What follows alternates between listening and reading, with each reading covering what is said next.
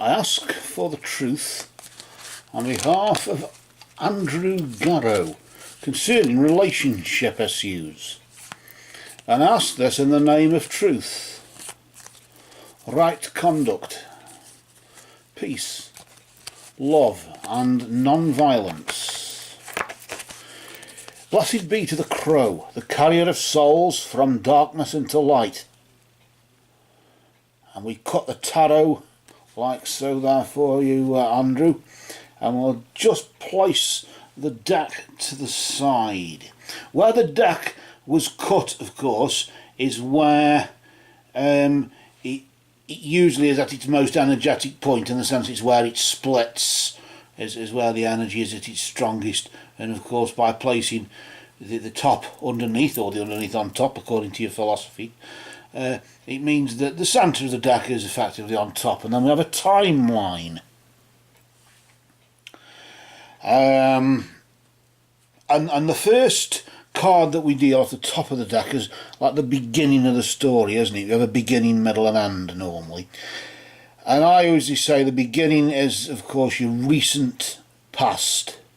The recent past influence. This is a period of time roughly between now and this time last month. I usually say it's about a moon phase behind, about 27 days. So it's roughly a month, isn't it?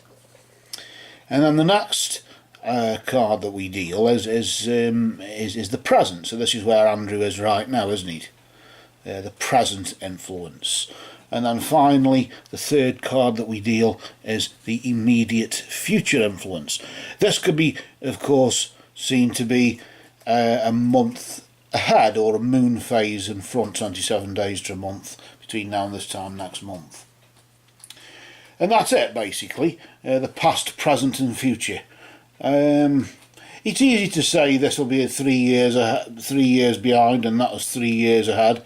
Anybody can do that sort of nonsense, can't they? So let's try and focus as close to now as possible for the foreseeable, foregone conclusional, if there's such a thing, future, as you would say.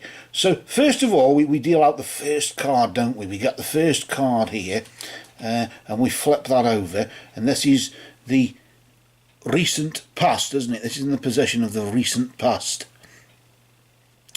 And we just rotate that nice and slowly, not to disturb its energy. And notice how you've got the Page of Wands. That's got like Leo, Sagittarius and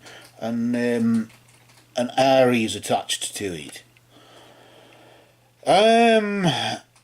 It's a court card. It's one of the minor arcana cards in a pack of tarot, as you know, or may or may not know. You have two decks, really. You have the major arcana and the minor arcana. The major arcana has 22 cards attached to it, which is the original esoteric tarot. And then, of course, the elemental, as I would call it, the air, fire, water, earth, etc., is in the 56 minor arcana, which is, we've got a minor arcana card here. Well, I like to call it a minor arcana energy. Because when we've shuffled on your behalf, we get like the energy, don't we? It vibrates and gets put in place, and Crow, the spirit of Crow, will help guide us here in this particular scenario. So, of course, the Page of Wands. What's that all about? Well, the page is often referred to as the earthly part of. The page represents earth, or Aleister Crowley in the Aleister Crowley Thoth tarot. Crowley tends to refer to the page as the daughter, or the princess. A bit like Happy Families, daughter, son, mother, father, that sort of thing. But instead of the king, it's called the knight, whereas you sometimes call it page, knight, queen, king. In the Crowley, of course, it's the same thing as daughter, son, mother, father. So it's princess, prince, queen, and knight. The king is called a knight instead. But we're not doing Crowley. We're doing we're doing the Crow's Magic Tarot by Londa Marks, aren't we? I often call it the best deck on the planet, but that's my opinion. And if you vibrate with Crow energy, then Crow can help us here. So we've got the Page of Wands. Well, what's Wands all about? What does that mean? Well, Wands is related to the element of fire. So you could say where the Page is linked to earth and Wands is to do with fire, you could in a way call it the earthly part of fire, couldn't you? If you think of it that way. Earth, of course, from the page point of view, or the princess, the earth is often related to it's called the physical vehicle, and fire is often connected to a spiritual essence. So you could call it the physical vehicle of spiritual essence, wouldn't you? In that sense. Now, the Crow deck tends to focus here, because you've asked a question about relationships or the lack of it or whatever, what's happening, what's going to happen. What's happened in the sense of here, it indicates that there's been a lot of secrecy going on. People may have not been saying things, or maybe doing it for whatever intention, maybe doing it to protect others or whatever. But either way, you've been keeping something secret. There's been an enigma about what's been going on in that sense, as if, like I say, what is it, skeletons in the cupboard or something like that? Maybe it's something about the past, about a past relationship you're keeping secret. Do you see how it works, where if you have a question, you can not just relate the meaning or the interpretation of the card with the past, in that position of the past, but also link it to the subject that you've asked about. In this sense, your relationship, there's been of course secrecy or something being held back between now and this time last month. Often the page, it can be seen, with it being the princess as well, can be seen as a child or whatever. It can often be that, but in this case it isn't. I don't feel it is in this case. But from a relationship point of view, of course, it's just secrecy. Whatever it is you're holding back, or whatever it is you've been holding back, because we're talking past tense, don't we? Whatever it is you've been holding back, certainly has a lot of importance. Has a lot of import, doesn't it? Let's see what we're going to pull out. This middle card now. Remember, this middle card is the second card we pull, so that's to do with the present, isn't it? What's happening now, and we can link the interpretation or the vibration of this card with the recent past, as if this would be the result of that, as if that could be the cause and this could be the effect, if you see what we mean. And of course this can be the cause of the future as well. So how things, the past and the future really are the same thing, you know. It's only time that separates them, isn't it? Let's just turn over this card here. Look at that, the 10 of not the 10 of coins, the 7 of coins, correction. Crowley often calls the 7 of coins the Lord of Failure, but 7, the number 7 itself, is related to weakness. It's got a Taurus energy to it, really. This deck tends to focus, I suppose you could call it karma, in the divine retribution sense of what goes around comes around. What you sow, so shall you reap. 7, of course, is a weak number. And remember, because remember Earth, the earthly part, which was the physical vehicle here with the page. Well, coins, often Crowley calls it discs, but in this deck it's called coins, which it usually is coins or pentacles or whatever. That's related to Earth. So that's the physical vehicle. But this, because 7, any number between 4 and 9, that's 4, 5, 6, 7, 8 and 9, those numbers are related to the element of water. So you could say that's the watery part of Earth. Water has mental and moral qualities, so there again you could say mental and moral qualities of the physical vehicle. And I suppose in that sense that's probably why in some way it could be related to failure or karma or the effects of whatever has been going on here, in the sense of whatever secrets you were keeping here. Do you see the link, how it links together there? Whatever secrets you were keeping to either protect, whatever the intention was or the motive, to some degree may be irrelevant, but it may help you question your motive in future, in the sense of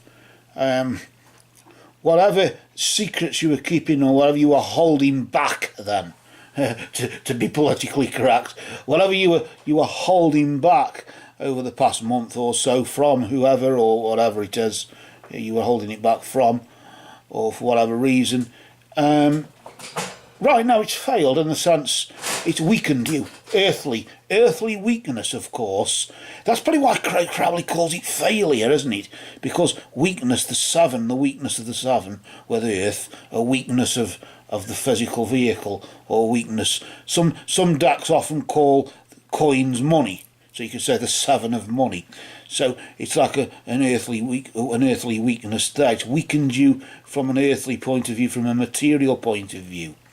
Maybe you spent too much money or something, and you're realising that you're not as well off. Although normally financial loss is depicted in the 5 of coins, because 5 is loss.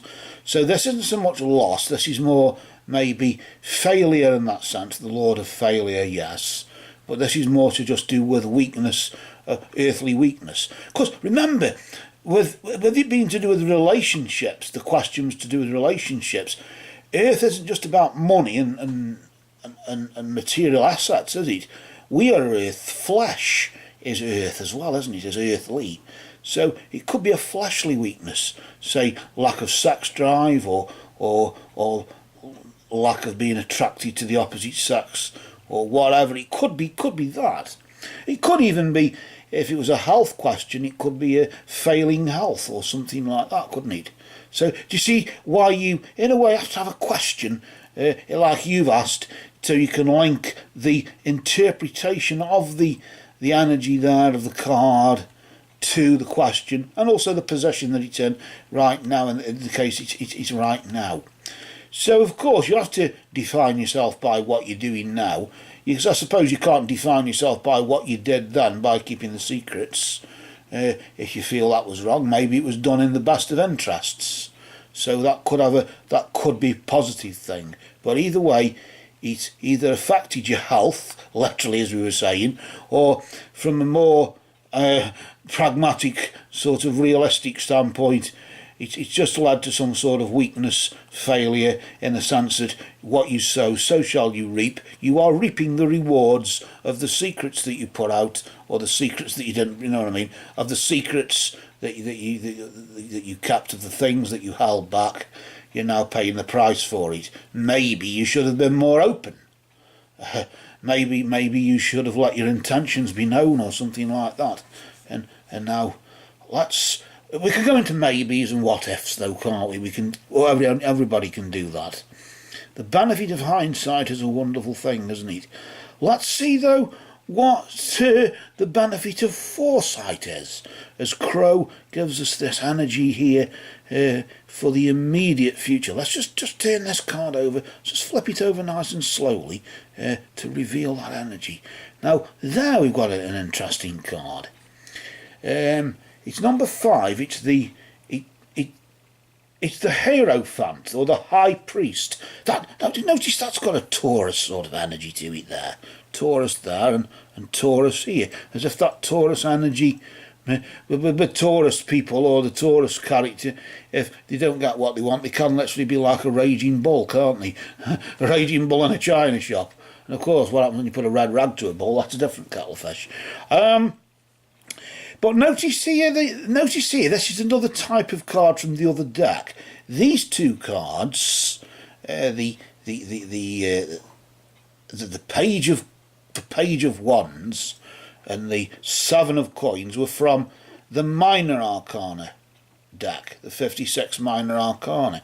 But this card is from the 22 major arcana cards, the 22 major arcana, the esoteric deck. And that means with the minor arcana, or a minor arcana energy, you have the power to change it in a way. Right now you have the power to change things. But a major arcana energy tends to make it more permanent, more major, of course, and in that literal sense of the most important part of this reading now is what's about to happen. It isn't so much what's happened and what is happening, but the major arcana energy is just around the corner between now and this time next month. So that's the most important part of the situation that you are in now. So in a way, I suppose it's a bit like a warning saying be prepared, but in a way, because it's the Hierophant is the high priest, often symbolises religion, deep philosophy, divine, occult, of course, occult knowledge. Occult means hidden, of course. It doesn't necessarily mean evil. It just means hidden knowledge. And maybe this is probably you'll find that there's a sage in the next 3 or 4 weeks or so you might bump into who might give you some more knowledge, because the high priest as a sage is a mentor as well. Maybe you'll find a mentor to help you through this situation, somebody to look up to, maybe even if it's just an elder who's been there, done it, got the t-shirt, and tried to, I've tried to keep certain things secret. I've tried to hold it back as not to offend or protect or whatever. What happened to you? What did you do? And they'd probably say, well, when I was there, I did this, and whatever. So you get this sort of thing going on where you can sort of rely on others. And this is what Crow is saying, that the spirit of Crow will send a mentor for you, will send somebody with divine sort of knowledge, or will provide you with the magic or the opportunity, of course, to commune with spirit. Maybe the sage, the mentor, is your higher self. Maybe that's all the Hierophant means, in the sense that you might decide to literally spread your wings. You notice the eagle there, although it's to do with Crow, isn't it? The Crow is the carrier of souls from darkness into light, as we know. But why I'm so focused on eagle, the eagle, although I think this is more of a Crow energy. Nevertheless, I've sort of got eagle in my mind here, as if the eagle is there to help you listen to your higher self, help you tune in to the higher self, because you see the tarot does something. What it is, you see, everybody has a natural and a supernatural side to them, and the tarot locks onto the supernatural side of us, and it's that provides the magic to guide us through the darkness, and that's what Crow has provided here, because in this deck Crow is king, and of course, bearing that fact in mind for your immediate future, remember that Crow is there to guide you, and you must listen to your higher self so that you can be carried from the darkness into the light, and then your relationships or the potential for a better relationship next time even may be slightly increased. But for the foreseeable future, I think it's more a time for soul searching as well, isn't it? With it being prayer as well. I sometimes think that the Hierophant can be linked to the power of prayer, not just the power of occult ritual, which is all prayer is really. That's all a magic spell is, isn't it? It's just a prayer, that's all. But everybody tends to get all paranoid over it, and the play superstitious minds, and it becomes something that it isn't. When really, if we can try and keep things as simple as possible, you tend to find the answer usually is simple. The answers to most questions are simple, aren't they? So with that then, I think what we'll do here, for now, these cards for you have spoken.